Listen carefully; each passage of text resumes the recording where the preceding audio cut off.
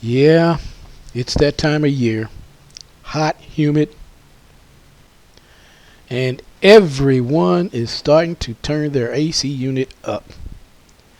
Although this call is not a job for a plumber like myself, this is a call for a HVAC guy, heating and cooling AC guy.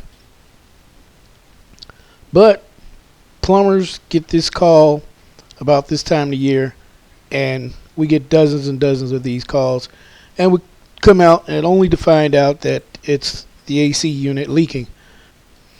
But just in case, and since I'm here, um, I already had an idea where this leak may be coming from.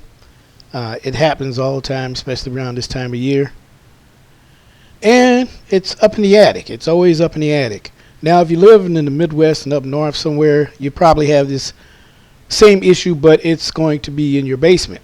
But here down in the south, you're more than most likely to find this issue in your attic. And here's the issue. That line we looked up upstairs just now, this is the same line that we seen up there. And it's coming down, and this is coming from the pan. This pan right here that you see. When that pan starts getting water, it should be dry. But the good thing about it is when it's not dry and it goes down that tube, it will indicate to you and show you downstairs that there is an issue with your heating and cooling system. In many cases, that drain pan will drain to an open window, a window down on the next floor, right in front of that window, but only on the outside of the home. That's so that when people do look out that window and they do see it leaking, they know that there's an issue with their AC unit, or there's an issue in the attic that they need to address. Now, what's making this issue worse than normal is you can see that there's ice built up on the side here. Okay, I'm not an HVAC guy, but I know that that's not supposed to be there.